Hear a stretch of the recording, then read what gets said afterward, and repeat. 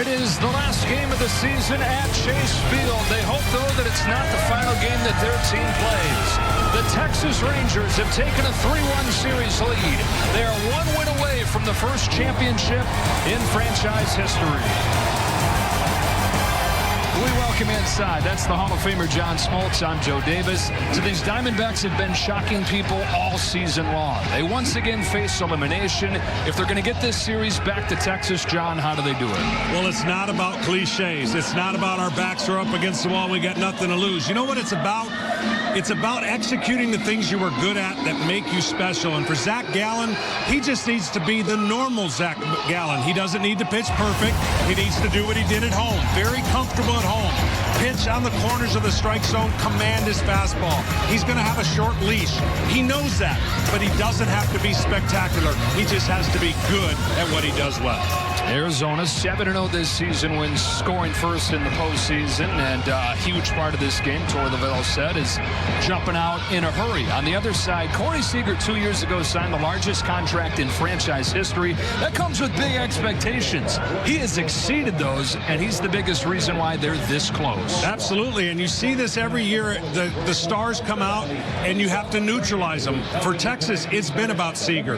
Now it's going to be about the collective group. You see what the numbers are and how unbelievable he's been. If you're the Diamondbacks, you cannot pitch to him anymore under circumstances that might drive in runs. So the rest of the lineup's going to have to carry the freight because he has been doing it to this point. Yeah, it was amazing yesterday. Garcia goes down. They still explode for 11 runs. The game never really was in question as Corey Seager did his thing once again. The Texas Rangers launched in 1972. Their manager was Ted Williams. They've waited this long. Yeah, this is a franchise that's been close before. They will not celebrate until the last out is caught. Diamondbacks trying to further their frustrations. But will it happen after a half century? Will the Texas Rangers bring home the hardware? We've got first pitch, Game 5 of the World Series, next on Fox.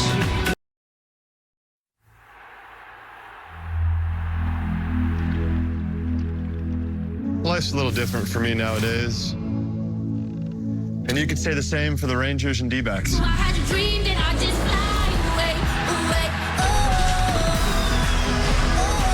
have endured their own battles to get here and are now racing to become a world champion. Which makes this a very intriguing World Series. Like swimming, this game can be decided by the thinnest of margins. Each lap, a battle between yourself and your opponent. Smashes Punch, counter punch, comebacks. Good again! Twists and turns. And for those who can rise to the occasion, gold awaits. Could tie it with one swing. High drive! Goodbye! Legend! Corey Seager does it again! Sit back and enjoy. It's Game 5 of the World Series.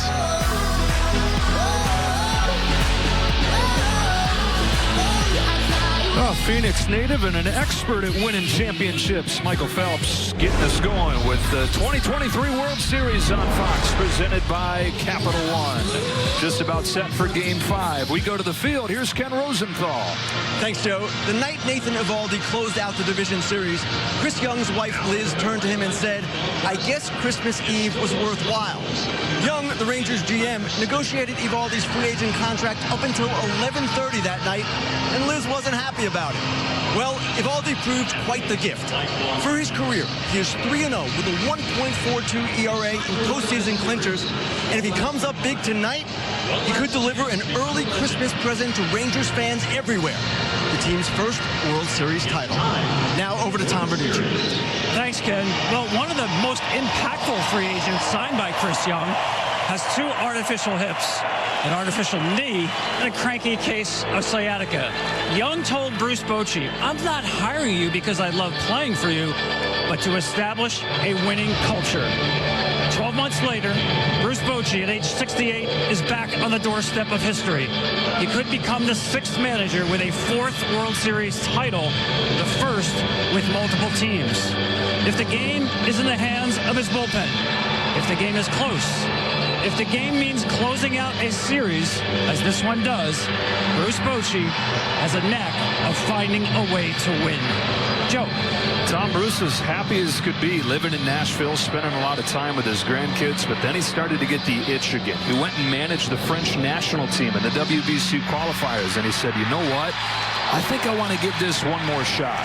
And so Chris Young calls him. Little did he know, Boch was waiting for somebody to call. He was ready for another challenge. And he wasn't going to do it if he didn't think it was a team that was ready to win. Here he has them, one win away from their first world championship. And he would be the first to tell you that it's not about him, it's about the players. And how about his star players?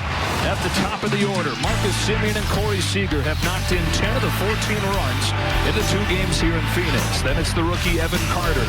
Mitch Garver bats out of the cleanup spot. DHs. Josh Young's coming off a 3-hit game. Then it's Lowe and Heim. Leody Taveras trying to snap an 0 for 19 skid. And Travis Jankowski in his first start of the postseason. 2 hits last night. Playing in right field in Adolis Garcia's spot. Tonight's FanDuel Live, same game parlay.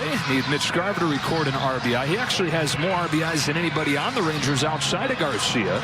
And Tommy Pham, who homered against against Nathan Eovaldi in the first game, need him to hit a home run. John, you pitched in 7 elimination games in your career to the tune of a 2 ERA.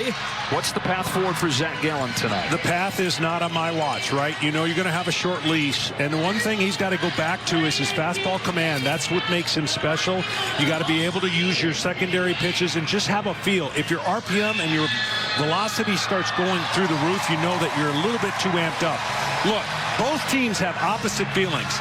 Arizona left spring training. They're not ready to end their season yet. Texas has been waiting for this a long time. They want this to be the last game. We'll see who executes early, and I would throw out this key. Arizona needs a couple scoreless innings early so they can jump out and get the lead and keep this crowd going. And they have not scored a run over the first 3 innings in the 2 games here. The crowd's been taken out of it. The umpiring crew for Game 5 will line up this way. Brian Knight calls balls and strikes with crew chief Bill Miller at first base. So 11-7 Texas yesterday. You talk about taking the crowd out of it. 5 runs in the second, 5 runs in the third. Now 1 win away from their first World Series title. Now can Arizona keep this dream season alive and send the series back to Texas? Well, another thing to look for is in the first 3-4 innings, the lighting will be the best it's going to be in this ballpark. Texas scored 10 in the first 3. They only scored 1 after that.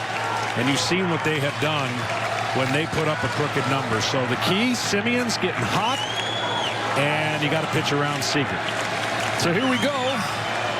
Semien stands in. Zach Gallen, the Game 1 starter, takes the ball, trying to keep his team's season going. Off we go with a fastball outside. You're going to be looking for that velocity. Where's that at? You're going to be looking for the location on it. Yeah, outside this, right on the lines of the strike zone, right? The vertical lines, you want to be on those path lanes to have success because Texas doesn't chase much.